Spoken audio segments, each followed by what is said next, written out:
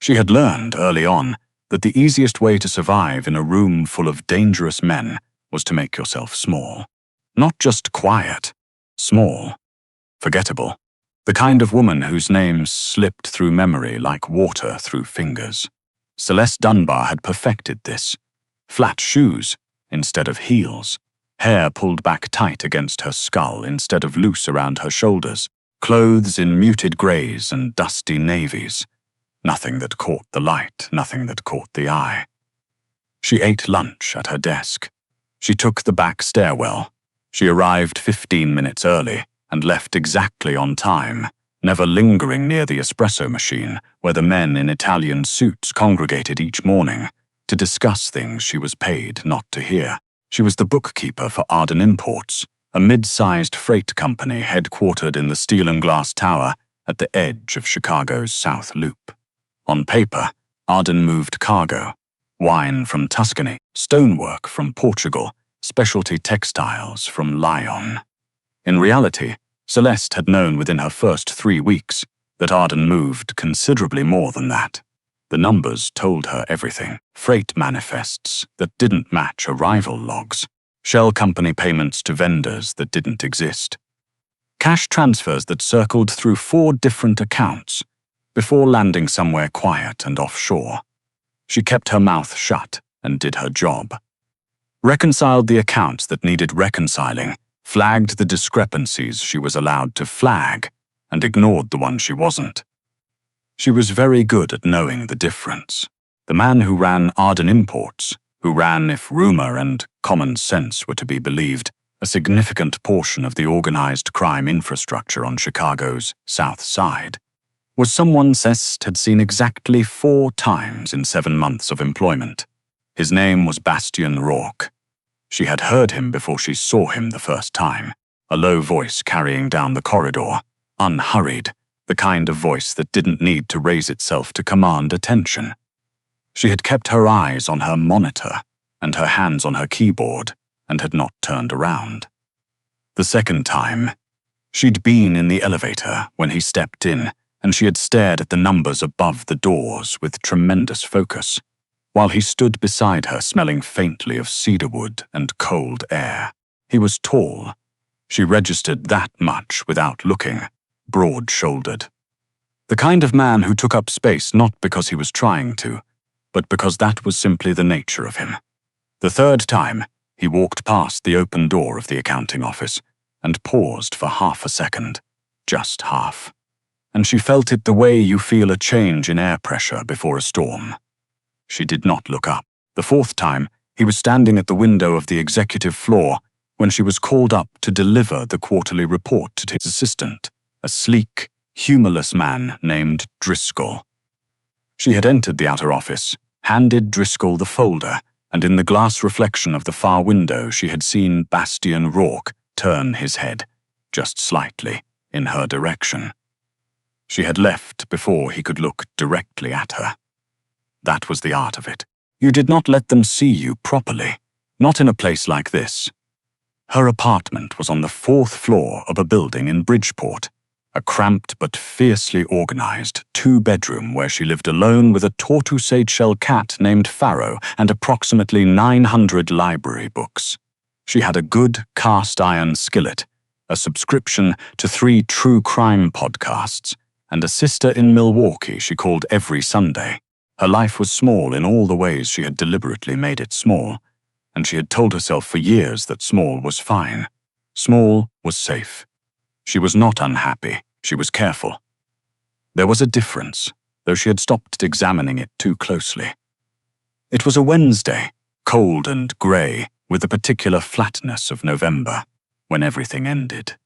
She stayed late that night, not unusually late, just past 7, finishing the 3rd quarter reconciliation that Driscoll had moved up without warning or apology. The floor was empty. The overhead lights had switched to their after-hours dimness, leaving only her desk lamp and the pale glow of her monitor. She could hear the heating system ticking in the walls and, distantly, the murmur of voices from somewhere on the floor above. She was in the middle of cross-referencing a wire transfer from an account flagged Linwood Partners when she found it.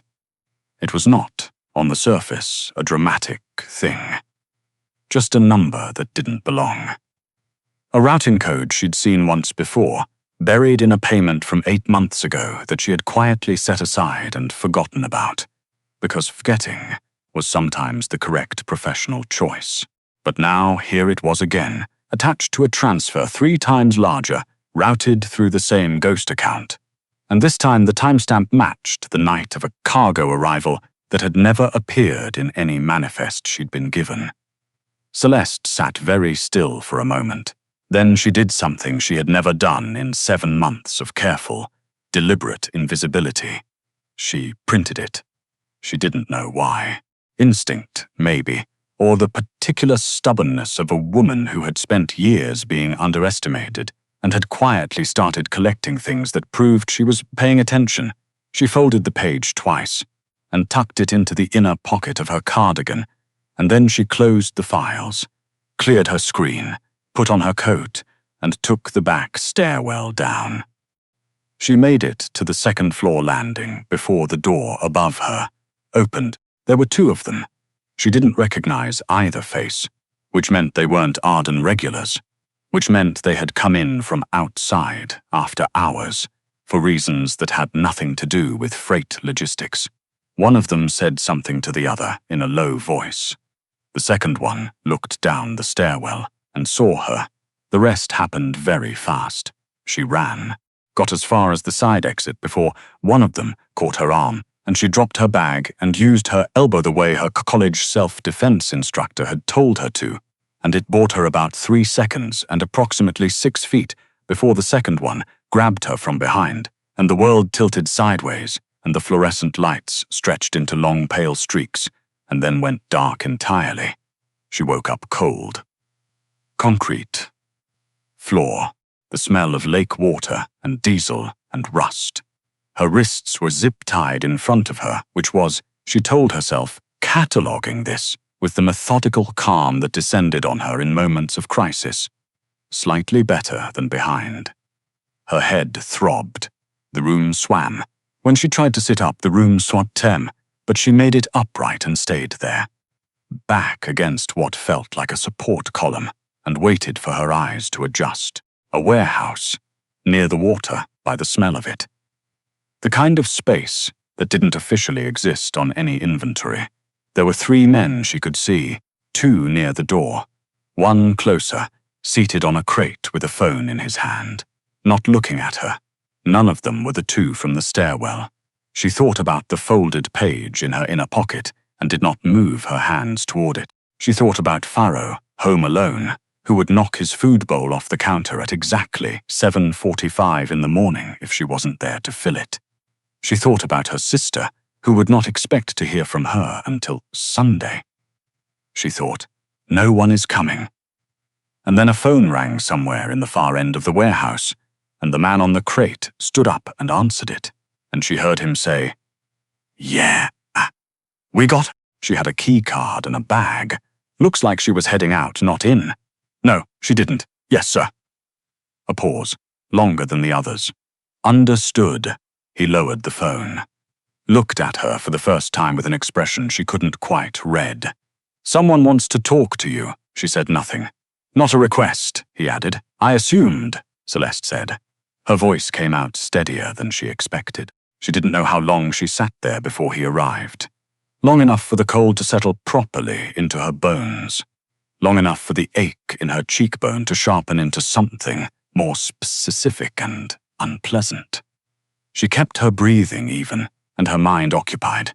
The quiet arithmetic that had always been her most reliable form of self-soothing. And she watched the entrance. She knew it was him before she saw his face. The shift in the room was unmistakable. The 2 men near the door straightened almost imperceptibly, and the man from the crate stood up entirely, and the air pressure changed in that particular way she had only ever felt on 4 occasions in 7 months. Bastian Rourke walked through the door at the far end of the warehouse and crossed the floor toward her with the same unhurried certainty she had heard in his voice that first time in the corridor. He wore a dark overcoat, the collar up against the lake wind. He had the kind of face that was difficult to read, not because it showed nothing, but because it showed too many things simultaneously. Sharp attention, controlled, anger, and something else underneath that she didn't have a name for yet. He stopped about 4 feet from her and looked at her for a long moment without speaking. She made herself hold his gaze. It cost her something. "Celeste Dunbar," he said finally. Not a question. Yes. Accounting. 7 months. 8, as of last week. Something moved through his expression, not quite amusement, but adjacent to it. He crouched down so they were level, which surprised her.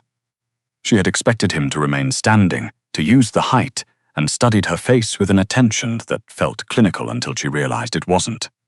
He was looking at her cheekbone. "Who did that?" he said. "I don't know their names. Were they Arden employees? I didn't recognize them." She paused. "They came in after hours, through the south stairwell, which means someone let them in." His jaw tightened fractionally. "You're observant. I'm an accountant. We notice things." He was quiet for a moment, then, "What were you still doing in the building at 7:15? Finishing the third quarter reconciliation. Driscoll moved the deadline. What were you taking with you when they stopped you?" She held his gaze and said nothing. He studied her. "I can have the bag searched. The bag is still in the stairwell. I dropped it." A beat. "Whatever you're looking for isn't in the bag." He was very still then. Not threatening, or rather, not more threatening than he had been from the moment he walked in. Just still, in the way of a man who had learned that stillness was its own kind of pressure. "Show me," he said quietly. She thought about it, which was to say, she ran the calculation quickly and completely, the way she ran every calculation. What she had, what he had, what the balance of risk looked like from every angle. She thought about the 2 men from the stairwell, who had been sent by someone other than Bastian Rourke. Someone who, judging by the tightness in his jaw, he was not happy with. She thought about the page in her pocket, which was evidence of something she had not yet decided how to use, or whether to survive long enough to use it at all. She reached into her inner pocket with her zip-tied hands and removed the folded page. He took it from her, stood, unfolded it, spent about 45 seconds reading it. His face did not change dramatically, but something in his posture did.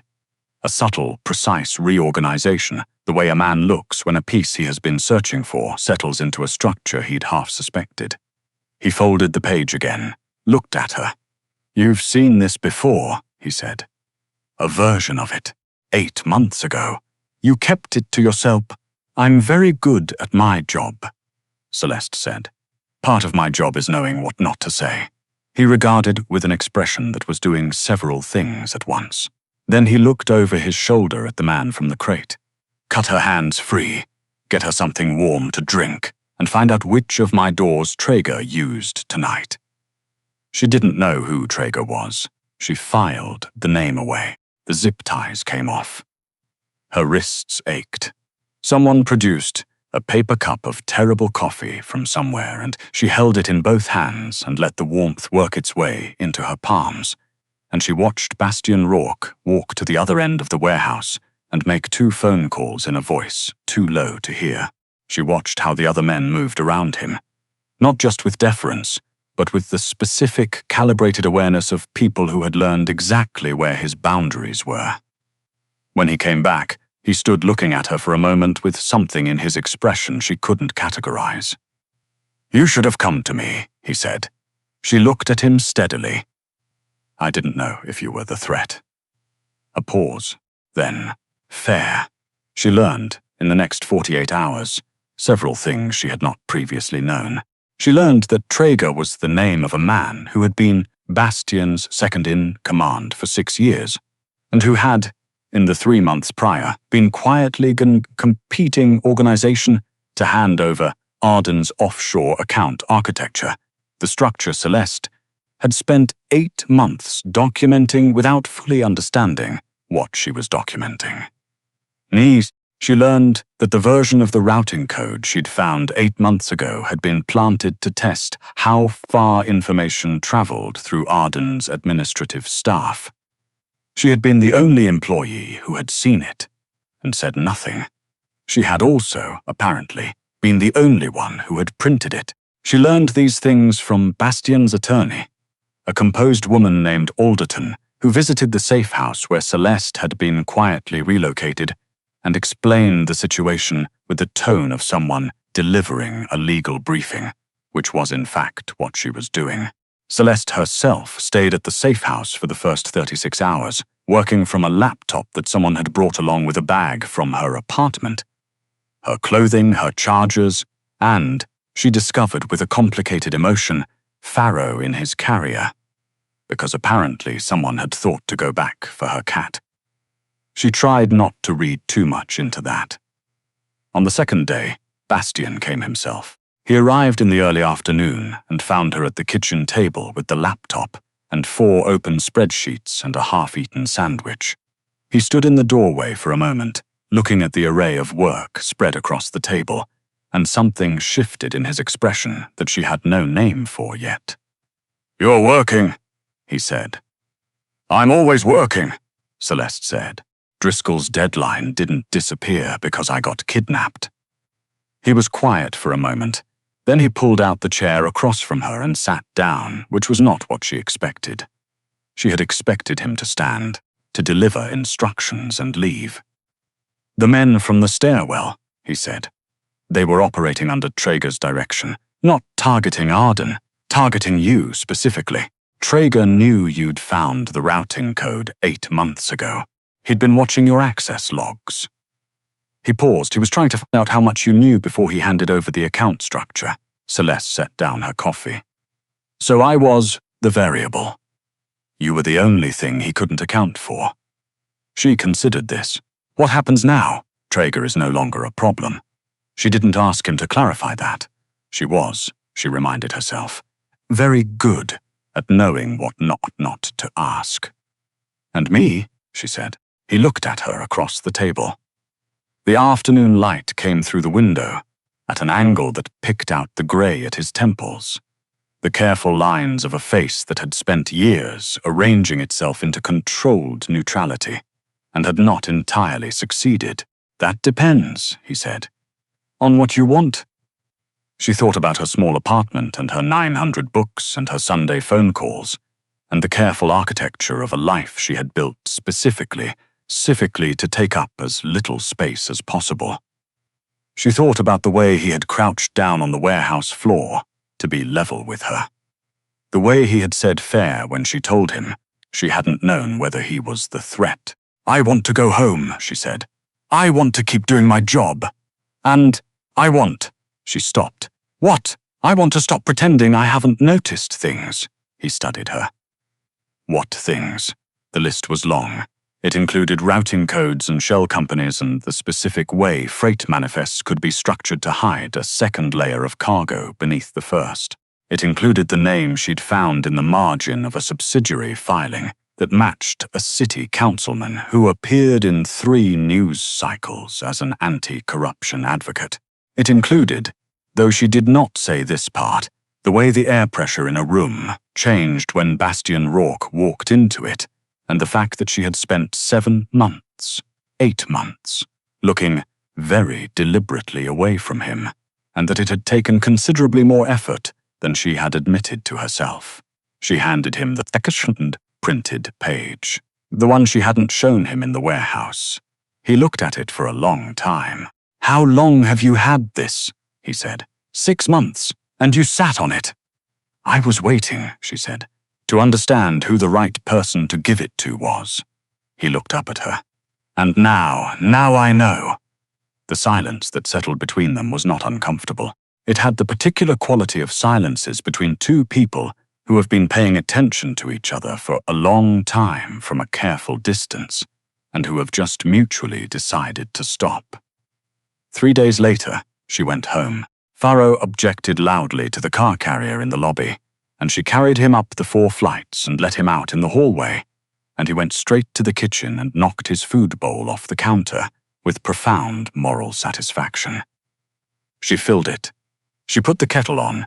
She sat down on her couch in the particular silence of a person who has been through something and is still deciding how to hold it. Her phone buzzed. A text from a number she didn't have saved. The Linwood account has been dissolved. Traeger's contact in City Hall is under federal review as of this morning. You'll want to flag the Meridian subsidiary filings when you're back. There's a discrepancy in the November entries I'd like your read on. She stared at it. Then, Farrow settling in okay. Not a question. She looked at her cat, who had migrated from the kitchen to the top of the bookshelf, and was regarding her with the serene contempt unique to tortoise-shell cats who have recently been inconvenienced. She typed back, "He knocked his bowl off the counter, he's fine." A pause, then, "Good, then, the November discrepancy isn't urgent. Get some sleep." She set the phone down. She thought about what her life looked like from the outside, right now, in this moment. The cramped apartment and the opinionated cat and the covert text messages from a man whose name appeared in certain federal databases under designations that would give most people pause. She thought about how she had spent years making herself small, and how the strange thing was that she had never actually been small. She had been vast and precise and relentlessly attentive, cataloging everything, holding what she knew with the careful discipline of a woman who understood the value of information. She had just aimed all of it inward at the project of disappearing. She thought about the way Bastian had looked at her across the kitchen table at the safe house. Not like she was a liability.